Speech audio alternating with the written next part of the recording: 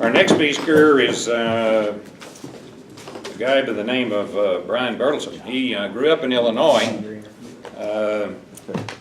He went to the University of Illinois and got an animal science degree, and then stayed there and got an MS degree in nutrition. I said, I asked him if that was a four-year school. I couldn't remember that, University of Illinois for sure. I spent 42 years at the University of Missouri, so I have to ask questions like that, not knowing very much. Brian is, he's Vice President of Field Operation with the U.S. Premium Beef, and he has a great message. He works with producers throughout the market.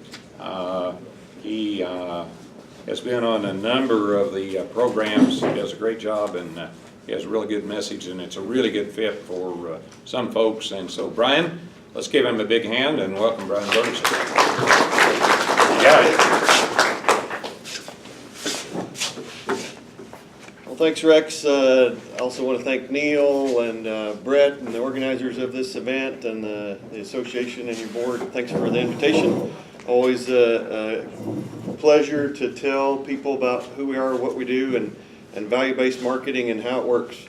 So that's what basically what we're going to do today. This just kind of shows where we are in the United States. We've got 2 packing plants in southwest Kansas, and National Beef is the packing company that U.S. Premium Beef has some ownership in. So we are one of the owners of the 4th largest packer in the United States. We share in the profits when they make money, and we supply some of the cattle that are harvested there. Annually, it's about 20 to 25% of the cattle that are harvested come through U.S. Premium Beef, and any of those cattle coming through us are purchased on a value-based grid. Above us, you'll notice that we've got all different categories of producers. They are the owners of U.S. Premium Beef, so they have the opportunity to have ownership in packers in a packing company through U.S. Premium Beef. So when I make my visits to farms and ranches and feedlots, I remind them, don't go cussing those packers too bad because you are one. So it's their opportunity to share in profits, get access to the markets, get value-based marketing, data back, improve their cattle and all that together. And then my job with the company is to make those visits, to make those phone calls, go to their place of business, talk with them about their results, and throw out suggestions on what they can do to make their cattle better through genetics, management, nutrition, and of course just explaining how this all works. So getting into how this works in the company, how producers participate. We ask them to become an associate member. That's just a one-time fee of $100. And then every animal that's marketed on U.S. Premium Beef does need to have access to delivery rights. And that's what previous speaker was just talking about in terms of there may not always be complete and total access because we do have a limited number of those delivery rights that are out there. It's a pretty good volume. We harvest each year over 700,000 head of cattle on our program. And if they're available to lease, then you can lease them today at $6. That's the current price. They can be leased through our office. When producers that are owners have extras, they can turn them into us and we'll lease them out for them. They can also be leased through what we call a qualified custom feed yard. The qualification, of course, is that they have the ownership in our company and they have those delivery rights. Likewise, seed stock suppliers that are owners in our company will often make their delivery rights available to a bull customer that might want to retain ownership and own their cattle all the way through. Private lease would be just 2 people that know each other and are leasing, one to another privately. Of course, there's a huge number of producers in the industry that are saying, well, I'm just not comfortable, or I'm not able to retain ownership on my calves. I'm just going to sell feeder cattle.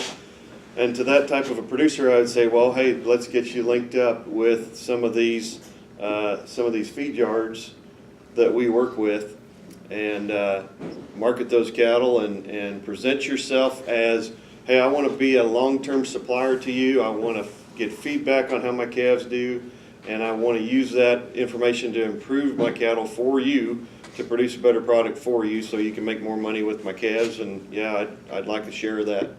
And so we've got a lot of that that's going on in those relationships that are being built. And so the previous speaker talked about the different packers and some of them hanging their hat on Angus cattle and branded beef marketing and some of those things. This is just a smattering of some of the bigger, more popular branded beef labels that we have within National Beef. And yes, there are several of them that are Angus based. We say that, hey, we're not going to tell you what breed to raise. They can be any color. We'll get into what we allow and what we don't allow in a little bit. But there's some Hereford brands in there. There's some brands that are non-breed specific that we have. We have a little bit of natural cattle, not a lot. It's not a large volume of our company. But National Beef prides itself in trying to be efficient and low cost, like our larger competitors, but at the same time, as much or more into value-added branded beef marketing, exports, those kind of things that add value, like some of our smaller competitors in the packing industry. And so that's a pretty good combination to have to be low cost and high revenue. So getting into our grid, and you may have heard there's different kinds of grids out there. I like to make a comparison or an analogy that our job is to stand here with a target for people to shoot at with their cattle. You hit the bullseye, you're going to make a lot of money. You land way out here, you're going to get less. And but I also like to describe it as that bullseye is pretty good sized. They don't have to be one exact certain kind of cattle. Some cattle make a lot of money on yield or dressing percentage, and yeah, that would be Charolais type cattle. Some will make a lot of premium on quality grade. Angus cattle tend to do that on average pretty well. And then there's some cattle that are a combination thereof, crossbreds, for example, or what I'd call mixed crossbred put together cattle that barbers would buy for people, for example, and they might be a good blend of kind of all the above. But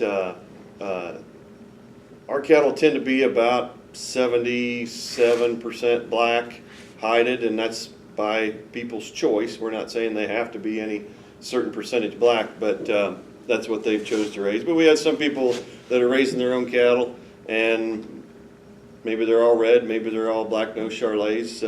It's their choice. Again, though, continuing with this example of the target to shoot at, the economics of it is got to be driven by the consumer on the right-hand side and having a demand for products. Okay, for us to be able to offer a producer a premium, there's got to be a big enough pile of money, right? They've got to be willing to pay enough more per pound and large enough percentage of the total carcass for there to be a total pile of money here to offer back with the whole trickle-down economic theory.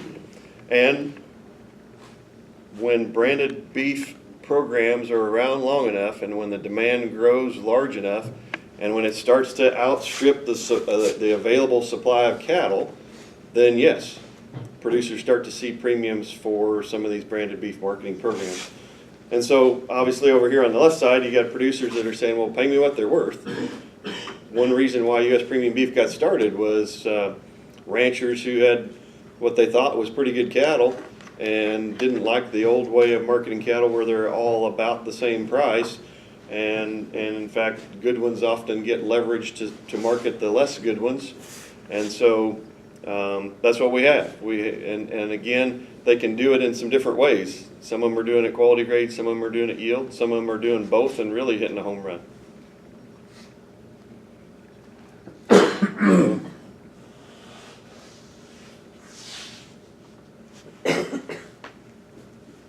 I need some help, some technical assistance here because I got some slides that aren't showing up. But I can just go ahead and start telling you, describing it to you.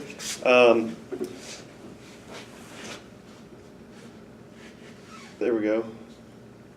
We'll have to do it that way, and I'll just That'll work. forward it That'll for work. you if that works. That'll work. Can we make it any bigger? Let me try. Down at the bottom right, on the other, the blank, there you So this chart just simply shows a breakdown of the premium we talk, first of all, let's define premium. When we say premium and the average for our company in the last couple of years really has been about $50 a head more than if they just sell on the average cash live market. Okay, for all of our cattle across the board, that's kind of where we've been. And so what that is, the premium is just saying our payment versus the standard normal alternative of selling cash live. But then what's been a great educational tool is to break that down and say, well, where does that come from? Okay, what has value on our grid? Well, each and every year, except for one, quality grade has been the biggest bar on that chart. Okay, all things related to marbling, so that includes quality grades, prime, choice, select, so forth, branded beef marketing, and all those things combined. The second biggest bar almost every year is yield or dressing percentage, and that's what what Austin was talking about just a little bit ago. For our company, that last year that was about $21 a head, and we could spend about 20-30 minutes talking about yield. It is a rather confusing topic. I don't like to call it a premium, from the standpoint that within a given week our grid is the same for all cattle. We don't pay more for this set of cattle, let's say they're Charolais, just because they yield better, but what they can do is they can generate more total dollars by selling carcass weight at a carcass price versus live weight at a live price. Okay?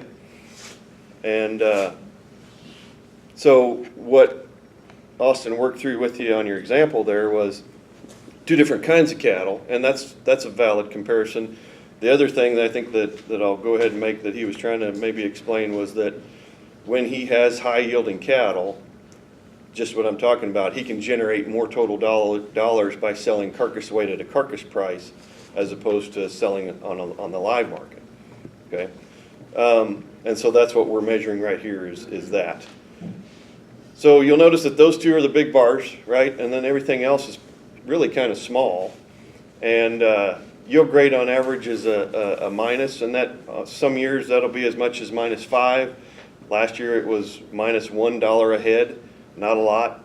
And I always point out it's easy to look at that and think, well, gosh, that's easy to fix. Just don't feed those cattle so darn long, right? Don't make them so darn fat. Well, guess what? When we feed cattle longer, uh-oh. Oh. Now I did. Did I do that? Let me see if it works. Got it this time? Yep, Yeah. now it works. The slides aren't, No. they don't show up in stop mode. All right. So the challenge or the rub is that when we feed cattle longer, those two big bars get bigger. And so I like to describe it as, hey, a yield grade discount of, in this example, -$1 a head. Well, that's one step backwards, but look at it, all the steps that we're making forward in quality grade reward and just yield or dressing percentage or pounds reward moving forward. And so, can we back up one? Yeah. Outweights are always a discount. In other words, that's referring to if we have cattle that are too big. Okay, we do want pounds, and yeah, we'll get some discounts on some British breed calf-fed steers that grow really well and are managed right and fed long enough. And so my response to that is usually, well, hey, let's see what we can do to manage the placement weight that they go into the feed yard to try and avoid that. Again, we do have a little bit of natural cattle. The premiums for those natural cattle are huge, but this gives an indication of how small of a percentage of the total mix in our cattle. So on average, across all those cattle, it was only $1. But I do want to reference that, and I'll come back to this, that quality grade reward was record high last year. Next slide, please. So getting into that, exploring that a little bit further, quality grade, this shows the yearly average. We're 20 years old. I've been working for the company 20 years, and we had our 20-year anniversary back last December. And so we still feel like the new kid on the block, but we've got a fair number of years to look at. And so the red line is the industry average choice and prime, or choice or better. And then the blue line above that is U.S. premium beef's average. And you notice that we're always better, at least a little bit. You also notice that we and the industry have made huge improvements in the last 10, 12 years or so. And that's from genetics, that's from also learning more about management and nutrition, refining a lot of things. The droughts that we've had have turned over cattle or cows a little more rapidly, and that helps our generation interval and our turnover to new genetics a little faster, maybe not by choice, but by necessity. Next slide. So when we talk about, well, what works on the grid, really, again, most cattle can work if managed properly. We do have a pretty big bullseye, a lot of different kinds work. Again, just to reiterate what I said, and I'm going to sound a little stereotypical, play the stereotypes here, but let's face it, breeds do have strengths. And yes, the English and English crossbred cattle marble well. Their weakness is that they are not going to be the best on dressing percentage, and if we're not careful on their muscling level, they could have some challenges with yield grade. Okay, we want to be able to feed these cattle long enough to create this value and create these pounds, but if we don't have an adequate level of muscle, then we're going to have some, maybe on a given group of cattle, we're going to have some pretty significant discounts for yield grade if we're not careful. Mixed crossbred put together, like I said before, they can do a lot of things together, well put together. They're really, we're talking about cattle that literally are a blend of the industry. As the previous speaker mentioned, he's buying them ones and twos and small groups out of sale barns, and you end up with some colored and some blacks and a little bit of everything. Continental influenced cattle can certainly do a lot on dressing percentage or yield. Again, they're the opposite. They may have a weakness in quality grade. And on the non-black cattle, they don't have to be any certain color. Like I said, we've got some people that are marketing all different colors of cattle.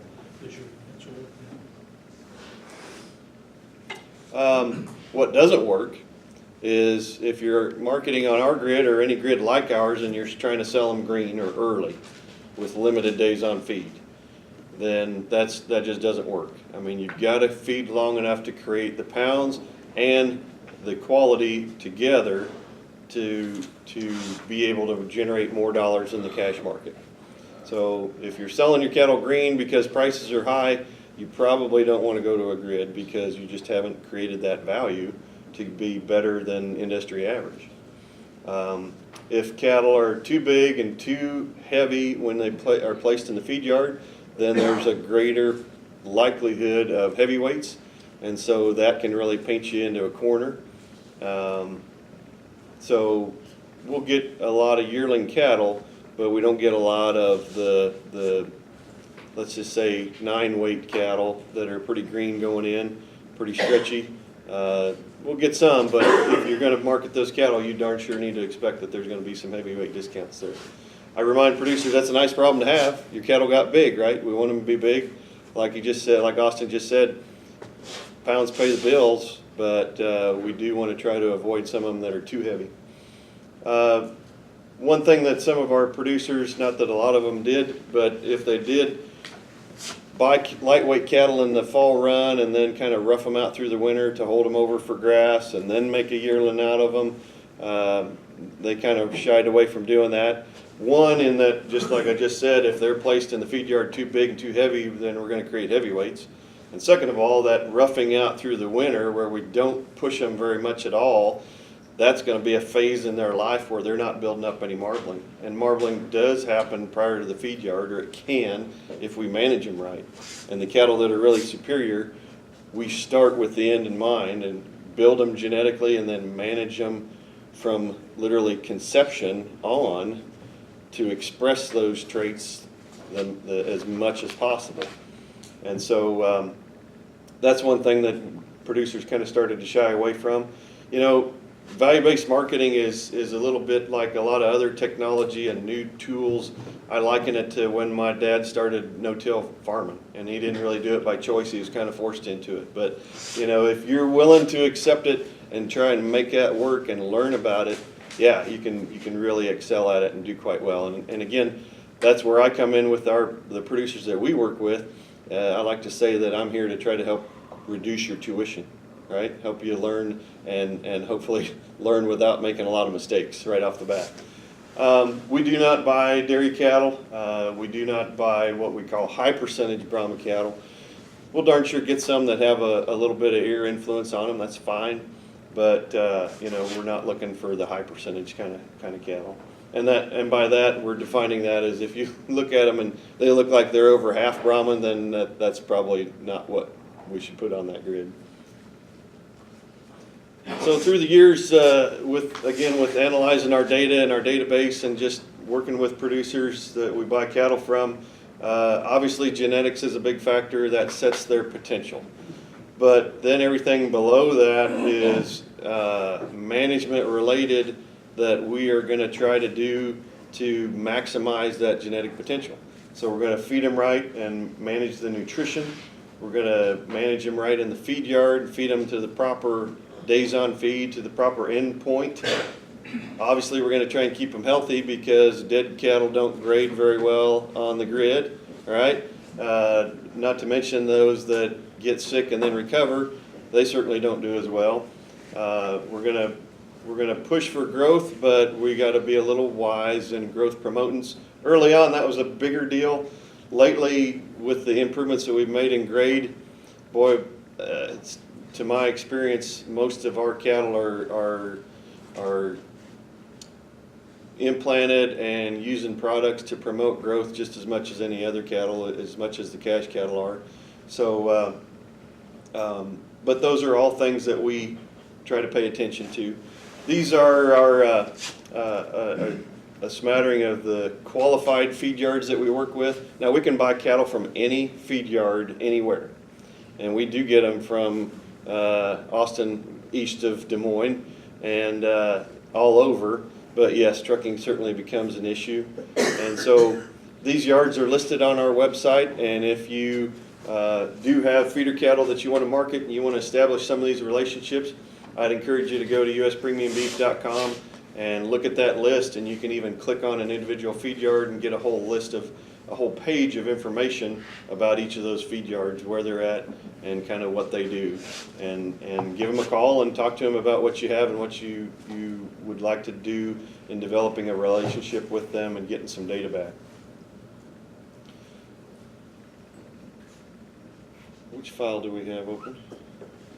Network question. Do you want me to close this one and see? Is that the one that I sent you last week? May have been. So I know we have a pretty good representative group of seed stock producers here. So some of the slides that I want to show are just kind of the how can you be involved. You may or may not feed a lot of cattle, but you certainly sell bulls that produce calves, and then those people can develop these relationships. So what I call networking opportunities. So there's nothing wrong with the seed stock producer being the one that instigates the contact with the feed yard, and if you're able to pass on that, hey, you have a customer selling calves at a sale barn on a video directly, however they want to market them. They're looking to procure cattle any way, shape, or form they can, and there may be ownership, retention. You may share in the profits. We do have seed stock producers that buy an interest in their customers' calves back, and then maybe partner with the feed yard. So sometimes you can get some 2- and 3-way partnerships going. And if you have ownership in the cattle, then you darn sure know you're going to get the data back on them and how they're going to work. So we're jumping around a little bit here, but this is a slide I like to show. So this is from last year, and we're looking at the different quality grades down the side. So these are individual carcasses sorted by quality grade. Here's all the prime carcasses, all the CABs, all the choice. These are just commodity choice, the selects, and then the no rolls. And here's the quality grade, or here's the carcass weight. And now we know that the marbling is going to affect the price per pound, and you can see the differences. We're stepping down. Notice that the yield grades are higher with the higher quality grades, but also note that we're stepping down in carcass weight as we move down into the lower quality grades. And so when you put all that together, and here's the actual dollar per head values from last year of all of these steer carcasses, in this case, sorted by quality grade, and you can notice there's your differences. So primes were worth $112 per head more than a CAB, and they were $59 more than commodity choice, $155 more than select, $177 more than the no roll. And if you're not familiar with what a no roll is, then that's basically anything that's not select or higher. So that's your standards, your dark cutters, your hard bones, all those kind of things. So now we're back to what I call networking options. Obviously, a producer can retain ownership through harvest. That's simple. That's your way to retain, capture the most value. So whoever it was that was asked to comment to Austin about, your pink-nosed Charolais cull, I'd encourage you to feed them. If there's value in there, and I bet there's more value there than what you think, and you're going to also get the data to find out how they do. And if you can share that back with Neil and the association, that helps the association build their database of carcass data and genetics. So that's one consideration. But as I said, you can certainly just talk to those feed yards and sell them outright. A lot of times that's how it gets started.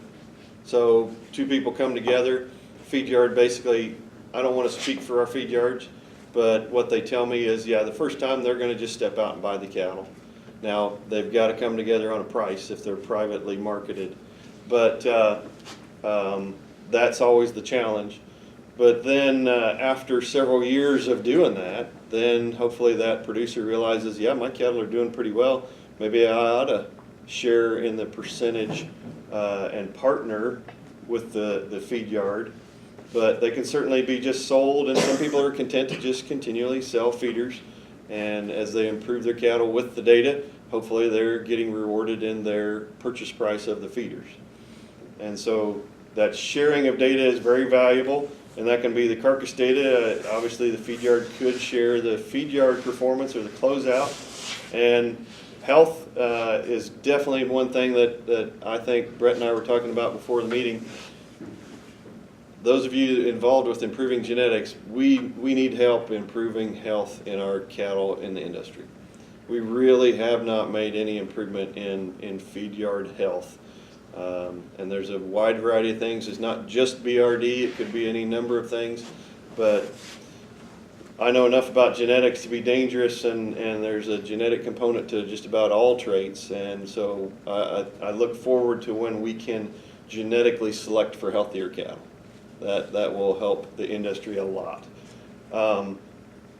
If you're looking to get this data and you've made this connection and okay, calves are going to go, I would highly recommend that you put an electronic ear tag in the calves, because let's face it, I might sell 50 feeder calves, but they might be put together with another 500 head that go out on wheat pasture and then come in and go to multiple pens, and now they're kind of diluted out in number of pens. Well, that EID tag can be read at our packing plant, even if there's only one animal on the load, and so that can be our way to efficiently track that producer's, that ranch's cattle, even if they get managed and put into different groups. So it's not required, but it's highly recommended. We can still do visual tags as well, but not where there's really just one animal in that entire pen. That's not very efficient. But we do what we can to get carcass data back, and we offer carcass data back to the people that we buy the cattle from at no additional charge. So you can get the ear tags whoever's selling them to us can get the ear tags recorded with no additional cost.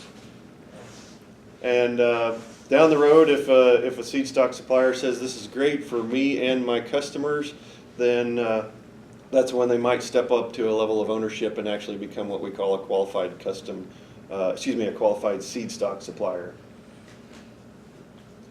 So the benefits of doing these things is that obviously we're trying to help people get rewarded for feeder cattle. Now, just to be clear, U.S. Premium Beef as a company, we do not buy feeder cattle. We buy fed cattle.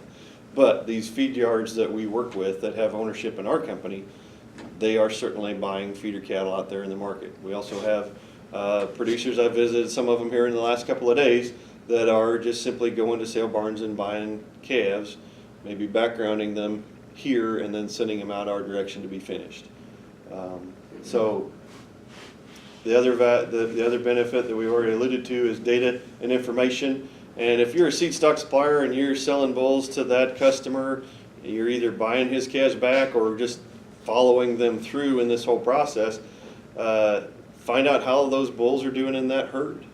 Right? Now, how good are his cows? That's the other question.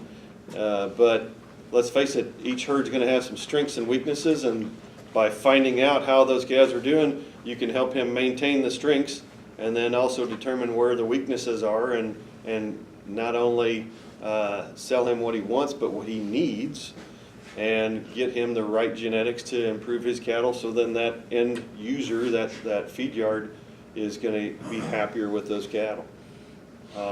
And sometimes we learn that it's more management related that we can make improvements on, whether it's health, whether it's management pre-feed yard, because all that does have a big factor. It's, back in college I was taught marbling is at the end of the feeding period. Well, it's not. It's a lifetime achievement. And you can look at data on fetal programming that if we manage that cow well, then the calf in her is going to do better on the rail if we provide that cow with better nutrition. We already touched on getting the data back into breed association databases. We don't mandate that. We don't send anything directly to anyone other than who we buy the cattle from, but we don't sure encourage them to share that for maximum benefit to them and their breed and their industry as a whole. And then, of course, if I'm using bulls in my commercial herd and I get that data and I send it in, then I can not only look at the EPDs of the yearling bull when I bought him, but now I can prove him out and I can say this is what he actually is. And then if you're the seed stock supplier, then you can know, all right, here's what I've been sending to this customer. Here's what they are as far as their EPDs. Here's how those calves are doing. We want to make these changes. Well, we need this trait to be higher, this trait to be lower, and you can know a little bit more refined as to what that customer really needs. And ultimately what we're talking about is if you're a seed stock supplier, providing more customer service. And in today's world of being a genetic supplier, there's tools out there where just about everybody can produce, if they use the tools, just about everybody can produce superior cattle. But what separates one breeder from another is the customer service. How much additional service are they providing and helping them get economically rewarded for these superior cattle that they produce. So to kind of summarize the key things of U.S. Premium Beef that make us different as a company is, yes, we have value-based pricing. We don't price on the averages anymore. We let economics lead us. And the things that have changed the industry a lot is value-based marketing. Boy, when you get paid for it, you're going to produce more of it. Information transfer leads to that. And again, we offer individual carcass data at no additional charge. Every group that we buy is going to get an overall group results, right? But if you're a seed stock producer or a commercial rancher and you want to get those ear tags recorded and you're able to go back to cows and bulls and families and bloodlines, then we can do that. But ultimately the thing that makes us the most unique is that we actually have ownership in processing. We're not just an alliance working together. We are companies that have ownership and you know, our horse is pretty well tied to the National Beef Wagon. That's where we're gonna harvest our cattle. That's how it's gonna work together.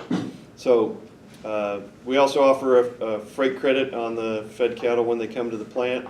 We'll pay about the first 100 miles or so. It's 60 cents per 100 pounds of live weight. And the consulting part is where I come in to help answer questions and offer some advice. So there was a couple of slides that I didn't see. Okay, so we showed this chart, and the other thing that I just kind of want to leave you with is, you know, you're probably aware that as an industry we made a lot of improvements in quality grade. So we talked about that. So look at what the industry has done to go from this 55% choice range to, and today we're into the 80s as an industry. That's huge, huge. And so some people are kind of wondering, well, are we going to oversupply this market? Are we going to produce too much quality? And here is our historical, again, breaking it down, just looking at the reward, the premium for quality grade, all things marbling related. That's a pretty nice trend line there, and we were record high last year. So my response is no, I don't think we're going to have to worry about it. Now, are we going through some growing pains on the upper end of the quality grade meat marketing? For example, today Prime and CAB premiums are rather low because we have a lot of it, right? But you're at the very end of you're at the top end of the pinnacle of the spectrum here, and so we've got customers. National Beef has customers that are, some of them are quite large players, and so for them to graduate up to Prime, they're going to say, well, I need a large volume of this if I'm going to get into it. And so historically, previously, that was only maybe 3% of the whole beef industry. And of course, a lot of that goes to white tablecloth. Well, now we're up to 5 and 6%. That's still pretty low, but it's a significant increase, right? And so I think we're at a stage, this is just my personal opinion, I think we're probably at a stage where some of those customers are waiting to see, is this a long-term trend or is this just a blip, right? And I believe that as long as value-based marketing stays around, it's going to be a long-term trend. And let's face it, if we provide a better quality product to the world's consumers, they're going to be happier, and they're already paying more than other proteins for beef. And so the better we can make it and the less bad eating experiences and the more positive eating experiences we can provide them, the better. So that's my soapbox. I think quality is here to stay. And let's just cut to the chase. Like we said, Charolais excel in yield and dressing percentage. They also help decrease yield grades from their muscling. They don't necessarily excel in quality grade. And you may say, well, that's not something that they excel in, so we just don't have to need to worry about that. Well, remember how genetics works. If I'm breeding an Angus, like Austin is, if I'm breeding an Angus cow that marbles at this range to a Charolais bull that marbles down here, let's just say, whatever this difference is. Well, obviously the progeny are going to be 50%, and then heterosis is going to get you a little bit better, and it's just a little bit on carcass traits. It's not a lot, all right? So let's just simplify it and say that those calves are going to be about half of the average, or they're going to be about the average of the two parents. Well, what I'm getting at here in a long story is if this parent can be higher, that's still going to move those progeny up. So don't forget that you can improve all traits. And I'm not saying that you will just leapfrog past Charolais and marbling, but if you can improve, and you've got some material on the tables, Neil, right, to show that, yes, you have. You're starting to do that. And so I would encourage you to keep that up because that has value and that puts dollars in producers' pockets. So the other thing, again, now we're getting into the strengths of what Charolais cattle do well, and Austin touched on it with his cattle and his experience, is this benefit of selling cattle that yield well. And again, we've got some blips here, but again, general increase in the reward and the economic value of high yielding cattle. And so that is real, okay? Don't ignore that. The other thing that I always point out to our feeders and the producers that market cattle to us is this is there all the time. If I have high yielding cattle, that's valuable 52 weeks a year. The frustration with delivering high quality, high marbling cattle is that sometimes quality is worth more than others.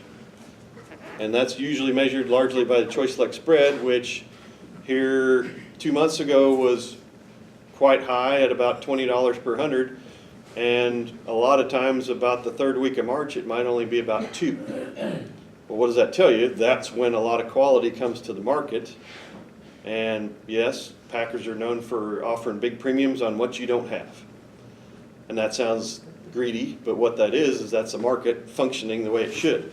Okay, what's rare and what's needed has a bigger reward, right? And so what I'm getting at here is that this is real and this has value, but it is even more impacted by the economics of the current market. This is there all the time. And so if we can put the two together, then this is good and dependable, and it's kind of your ace in the hole. It's there all the time.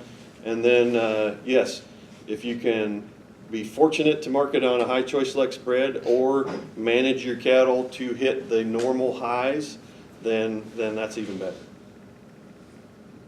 Okay, so that's kind of what I wanted to touch on.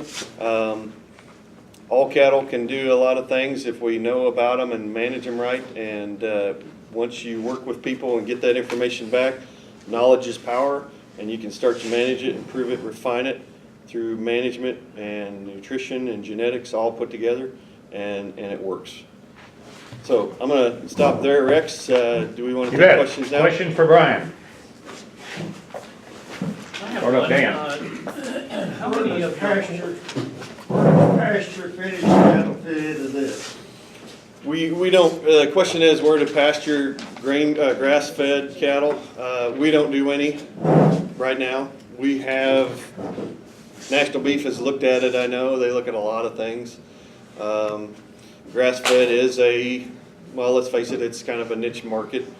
The challenge with grass-fed cattle is they're just not going to be very big. They're not going to be very heavy carcasses. You got a packing plant that you can run about 6,000 head a day, and if they all weigh 5 pounds heavier, that's a lot more pounds a day, right? And so we're not currently in that market. It's also something that you've really got to, you've got to have that available forage kind of year round.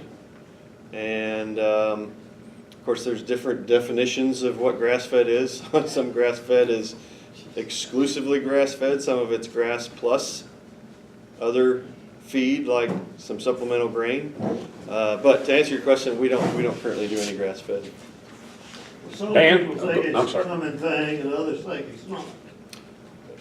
It's personal preference. Some people would prefer that, but it's kind of what you're used to and what you're accustomed to.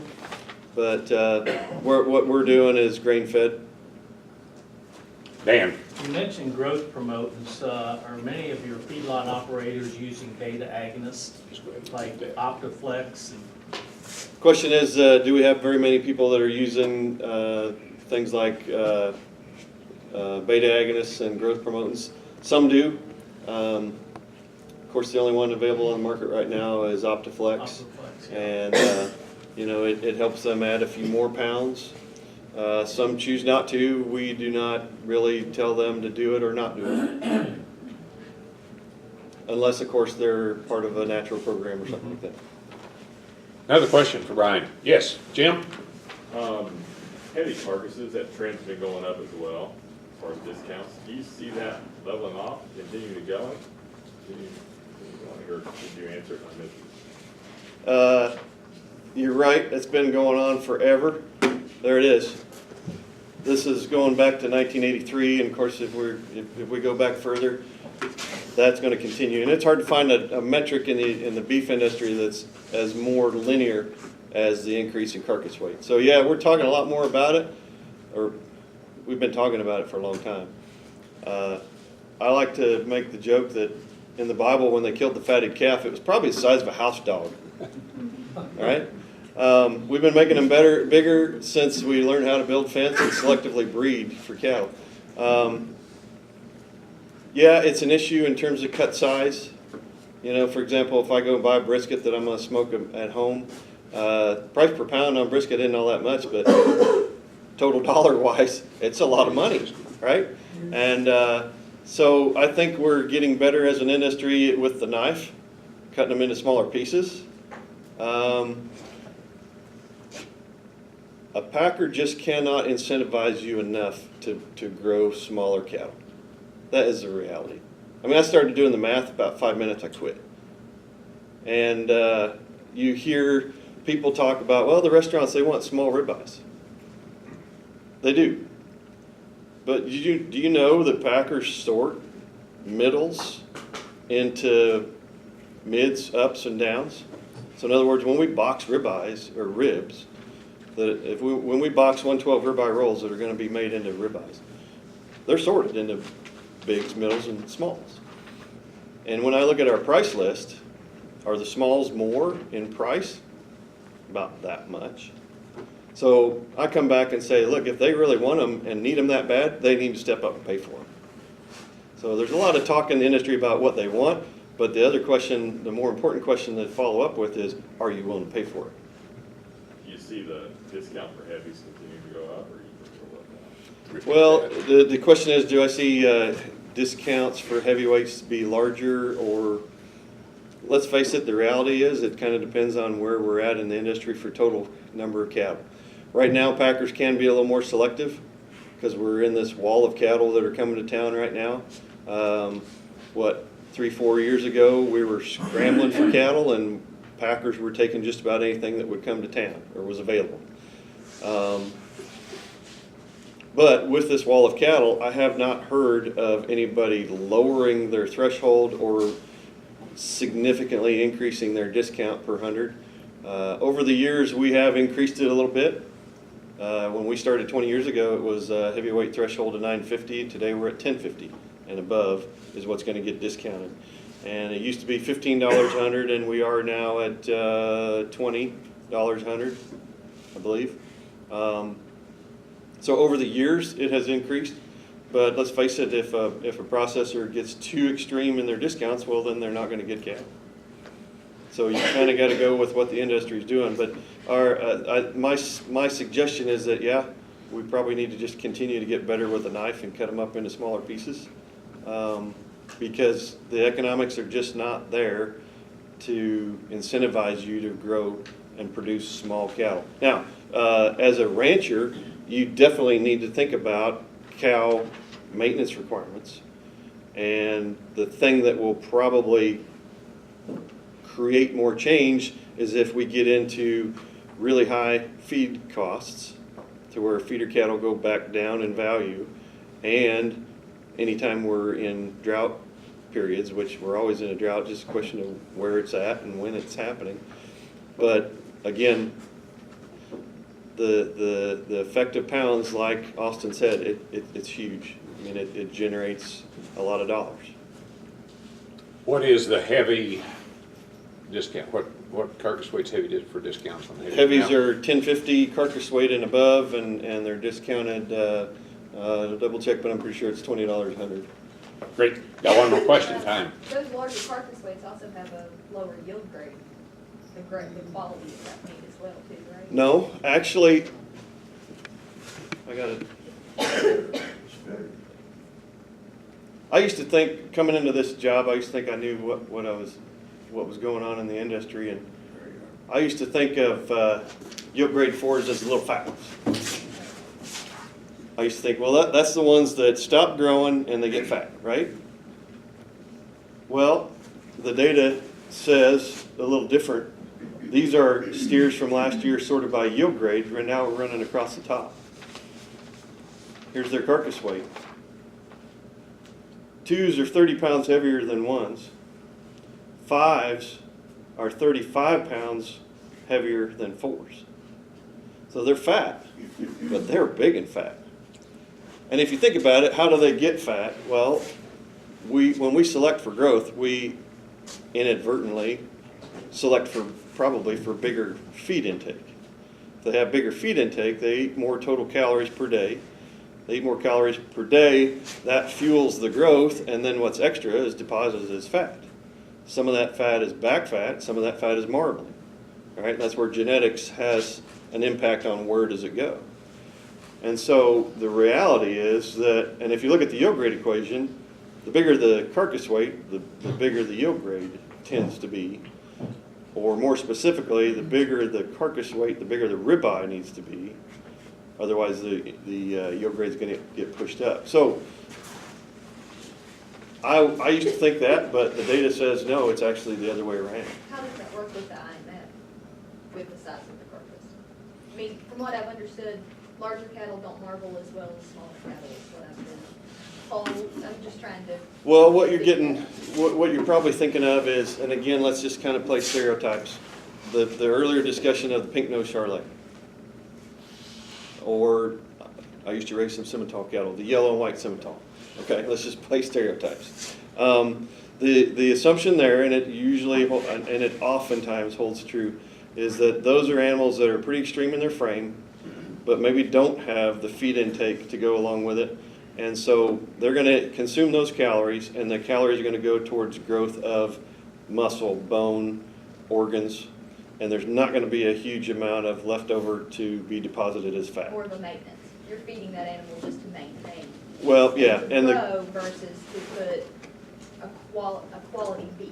Yep. The marbling really is what makes it better quality, correct? exactly. Yep, that determines the price per pound of box beef, and therefore that determines the price per pound of on our grid. And so, you've heard about this. They're not as plentiful, or they're not as common anymore, but 30 years ago, you used to talk about these big framed cattle that just won't get fat.